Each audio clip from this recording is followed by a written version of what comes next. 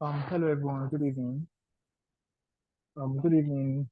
Please can someone confirm that you can hear me?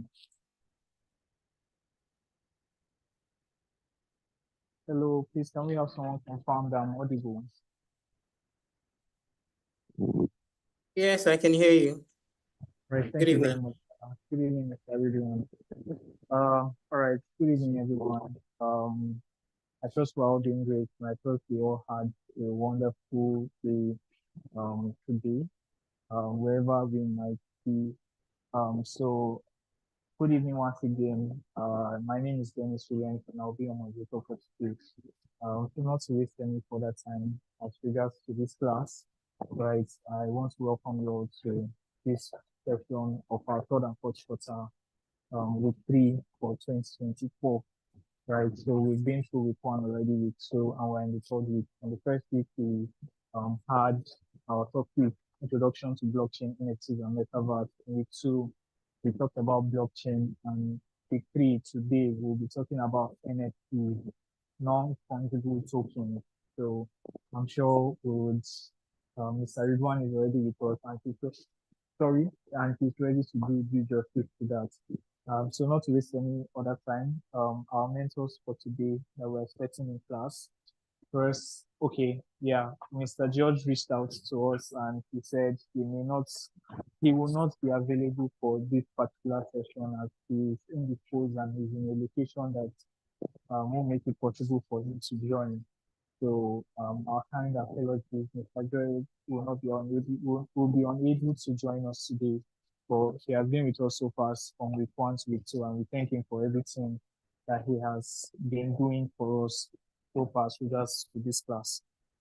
Secondly, we'll be having Mr. Ridwan Badmos. Mr. Ridwan doesn't need any further introduction.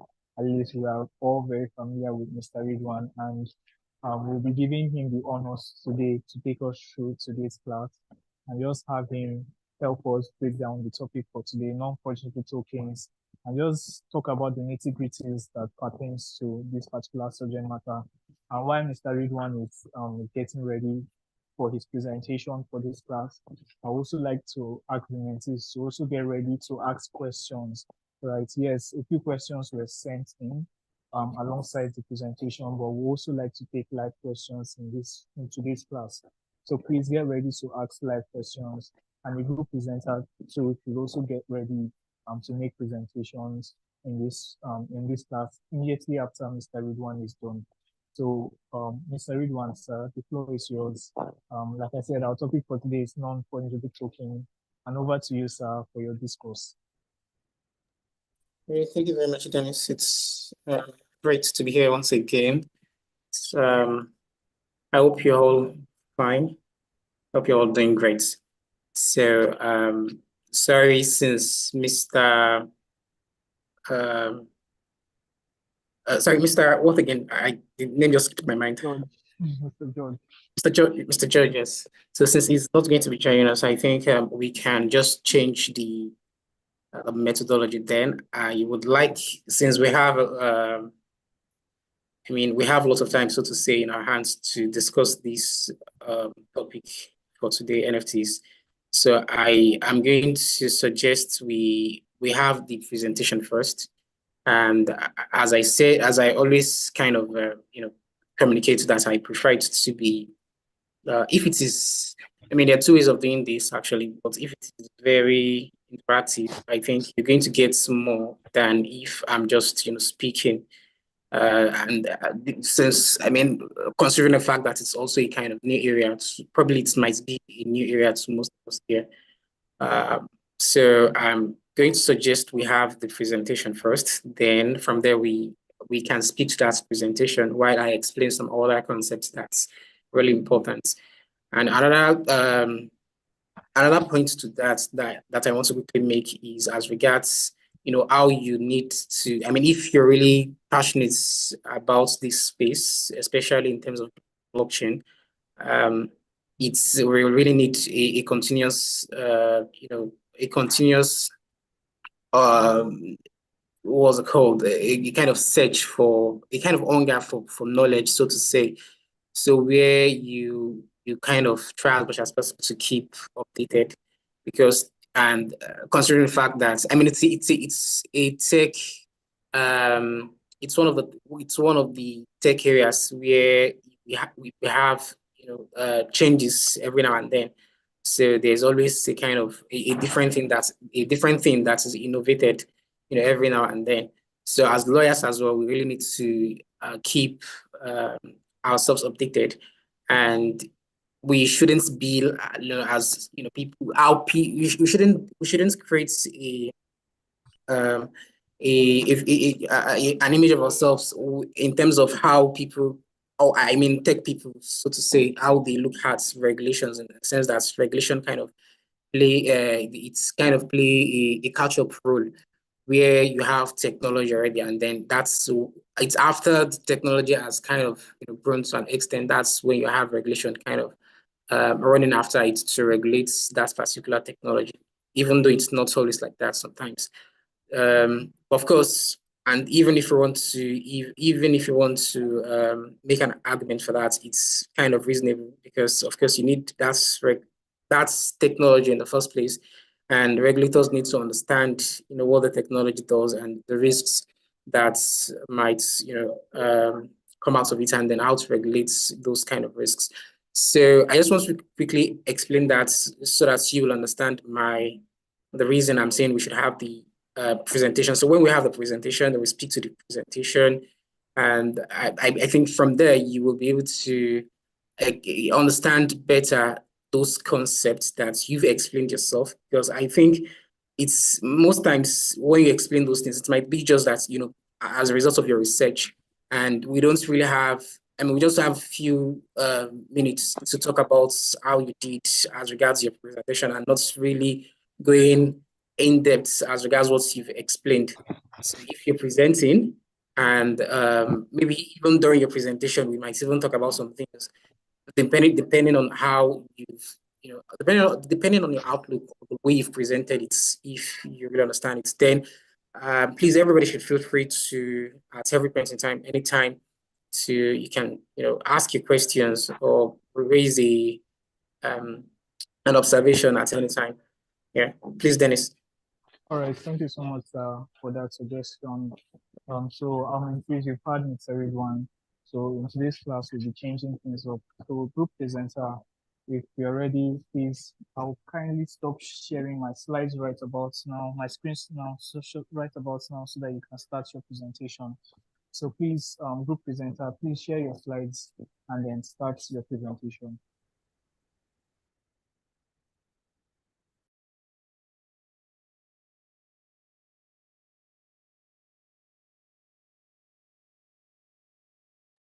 Do we have the presenter on call with us?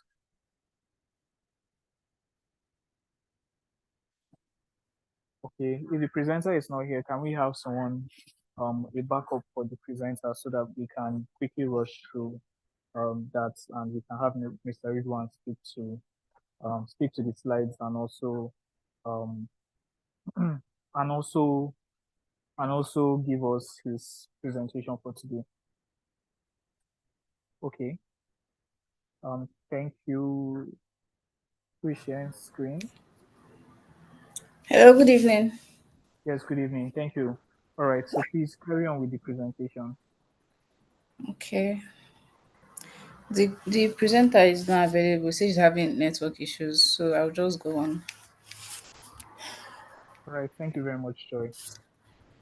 So our topic for today is NFTs, and we have a table of contents, introduction, legal and regulatory landscapes, technological innovations, market dynamics and trends, environmental impact, social and cultural impact. So as we've as we know already, NFTs are online certificates that are used to represent ownership of unique items. This is just an introduction of what NFTs are generally. Going on to legal and regulatory landscapes, we can see that the legal landscape surrounding NFTs is an evolving subject. It's not something that is certain yet legally. It's a new space. It's a new subject matter, so the legal landscape around it is still developing. But then there are certain things to look at when it comes to NFTs. IP rights, like intellectual property rights, taxation, if these things can be taxed since they are online, data privacy, counterfeiting, if it can be replaced or if a fake can be made. And then there are also cross-border legal issues, where an NFT is made in a certain country or a certain party state, if that NFT can be transferred to another country. So those are the legal issues that surround NFTs. And then because NFTs are not, so to say, in quotes, legally regulated for now or properly regulated, it may occasion fraud, money laundering, and other issues. So, moving on to technological innovations. There are some technological innovations in NFTs that have happened over time. One of those are some of those are gaming NFTs, tokenized real estate NFTs, digital art, and also in the music industry. That the use of NFTs have helped musicians to tokenize their songs, albums, and their concert tickets, giving fans a unique ownership experience. Then moving on to market dynamics and trends. Sorry. Market dynamics and trends. Can you hear me? I'm seeing this class. Yes, I can hear you, Yes, Joy. I can hear you. Okay. Thank you. For market dynamics and trends, over time, NFTs have experienced different, should I say, evolution in the market. So, for example, there was a time that the NFT gained immense population in 2021 and 2022, with sales being very high and reaching very high amounts, such as the sale of the NFT merged by Park. But for now, where those we don't know where that is going to anymore. And then the environmental impact of NFTs, because of the high electricity or carbon emissions that can result out of, should I say, burning? I don't know if I say burning electricity or because of energy intensive things they use. So because of that, it affects the environment, carbon emissions, and the high energy consumptions. Moving on to social and cultural impact. Well, we can say that social and cultural impact, NFTs can help some maybe smaller cultures or smaller countries to digitize their cultural legacies or heritage and monetize it. Sorry. Sorry, I'm trying to speak with the presenter, letting her know that I'm already on it. Sorry about that.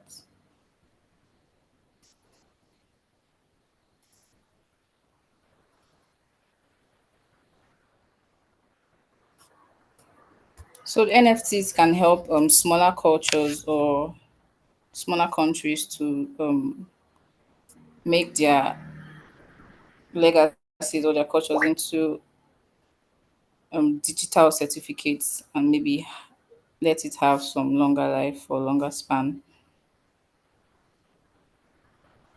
And then this can help them preserve their cultural heritage.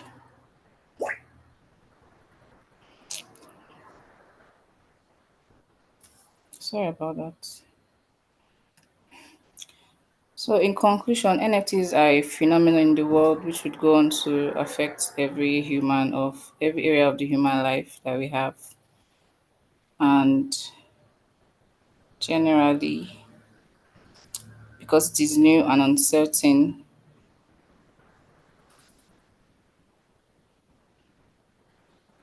Because it is new and uncertain, it is something that we should look at and study more for better understanding of it. Thank you very much. All right. Thank you very much, Joy, for stepping in Okay. to make the presentation. Yep. Mr. Ridwan, are you with us, sir? Yes, I'm here. Yeah, All right. thank you very much, Joy. That was a very, very concise presentation. I like the fact that you made your points in terms of or mentioning those things that are quite important, I mean, in the field currently or in the space presently. Thank you, sir. But then I would probably have, appreciated more if you had gone, deeper into explaining some of these things. And I'm not sure how far, I won't really understand how the team have really kind of, enjoyed this, this class, so to say. I mean, this endeavor of, looking into the blockchain space and making research about, the different developments, especially the historical developments, especially if you're looking at NFTs, you would know that 2 years or 1 to 2 years back, there was, the space was really hot in terms of the amounts that NFTs were being sold, especially Yeah. on different marketplaces, as they call them, like OpenSea, Rarible, and the likes. So, but then that's just as Joy, concluded that that has really died down, and we don't have such huge run anymore in the market, in the space. So where I went from there was I was talking about how you've really enjoyed this study, and that's really, was that the reason you got interested in this particular topic, this particular class, or why did you take it? I just want to understand from the perspective of each of the each of the participants, why did you take an interest? Why do you think why did you get interested in blockchain at all? Okay, personally for me, I'm a lawyer. I've always heard blockchain, but I never really understood what it was. And then I started working in a company where they use blockchain. And Mm, for the longest time, I've had to go to the blockchain department to keep asking questions. mm, So for better understanding and to um, give more to my job, I decided to add the blockchain class. right. Okay, that's a very interesting. Very interesting. Thank you for sharing your story. That's very interesting. And if I may ask, what's the use case of the blockchain company? I mean, what are they really working on? What are they using the blockchain for, essentially? Okay, my company is a sustainability company. Mm, So right. we focus on carbon emissions and giving an incentive for carbon emissions. So we use it for donations, and then Mm, to this incentive are given as tokens. yeah. So a lot of things are built on the blockchain space, and I needed to understand how the blockchain works because when I was told I was hearing things like decentralized system, you can't track it, nobody knows who owns this, everything is just out there, but except someone has your key or sorry your details or something, they won't know who is who. It was just weird because I'm like, how do I know who is who? How do I track this thing? How can something just be out there in the open space and you're saying it's decentralized or whatever? So I wanted to know more about it so I could Okay. work better. Yeah, that's quite interesting. That's made me remember one of the projects or initiative that I signed up for some years back. I think, yes, when I was working with I was trying to facilitate the registration. That was when the first set rules just came out. I mean, the set rules as regards digital assets, issuance of digital assets, Yeah. custody and the likes. So So because we were looking at how we could also be, how we could also be ethical, in terms of sustainability as well, or ESG generally. Yeah. So I believe there was a company, it was actually an international company that we're looking for, companies that are focused on having sustainability, practices in their company. So I signed up, but then I think I didn't later, get a feedback from them. But essentially, the important thing I just wanted to mention there is that, blockchain could be used for different things. No, if you hadn't mentioned it, or probably you've mentioned it to your colleagues, your co-participants. Many people wouldn't have thought of that possibility of using blockchain in that regard. In the sustainability space, how is it going to be useful there? And Yeah. sometimes even up to the simplest examples that's used sometimes, that's the supply chain management space in terms of how you use it in the supply chain. If you don't really explain it or break it down to people, they might not really understand how blockchain might come into play in that space as well. So it's really important when we're talking about blockchain generally. So when I'm talking about blockchain, I'm also talking about tokens. I'm talking about NFTs. You would already know that. There's a general categories of blockchain, which is fungible and non-fungible tokens. So you already know about fungible tokens a lot, which is cryptocurrencies or digital assets, while we have non-fungible tokens, which are what we're talking about today. So the difference between these two is that fungible tokens they're exchangeable, they are similar, they're the same thing. But two NFTs, that's why they call it non-fungible. Non-fungible means that it's not you can't change it, interchange it with another person. So they are, even if it's coming from the same person, even if they have the same rights, so they're still different. You understand? And a very good example, there was a question regarding the use of NFTs, creating, lawyers stamp. Do we call it stamp? With NFTs the last time, and that's one of the use. So if we're creating NFTs on the same platform, it means that even though of course that it's going to carry, it's going to have different names or different digital numbers. That makes it different. But so that is logical. But when we have different platforms where maybe just like an example you use, maybe an artist, and you're getting maybe the same album, from the same artist. So what you're buying and what two persons are buying are not the same actually. They have different rights, so to say. So that's why it's called non-fungible. And it's just like a digital credential or a digital certificate that you can. So it's it makes it very easy for you to verify things if that particular thing, that particular item belongs to that person or not, and if it is coming from a particular person, because sometimes you can forge certificates and those kind of things, and then.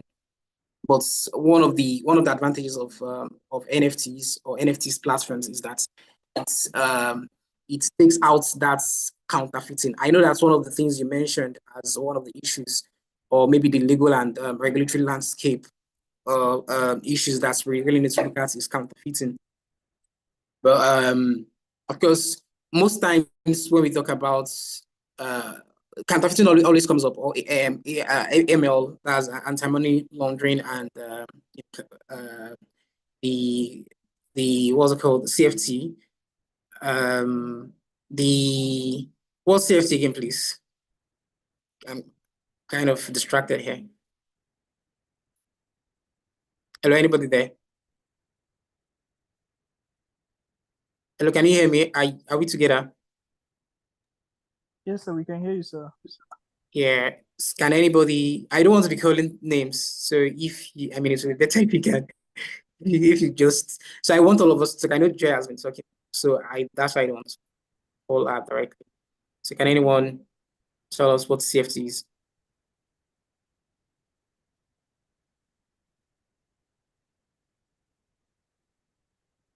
Hello, anyone?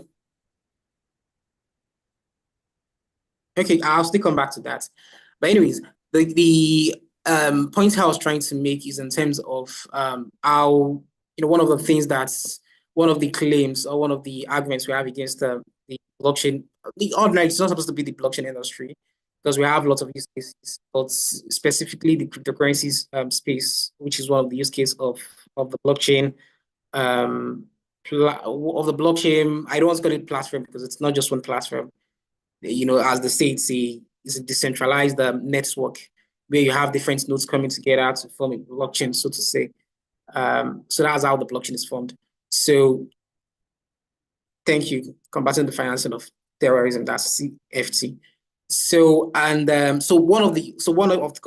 points I'm trying to make is listen to what you just said, which is one of the uses or one of the way cryptocurrencies are abused is using it to facilitate some money laundering or financing terrorism.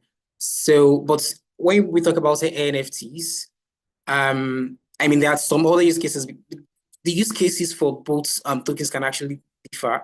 So when we're looking at, because most times when we talk about cryptocurrencies, we're talking about you using it as a store of exchange, you using it as a form of as a store of value, sorry, or as a means of exchange in terms of you using it to to transact.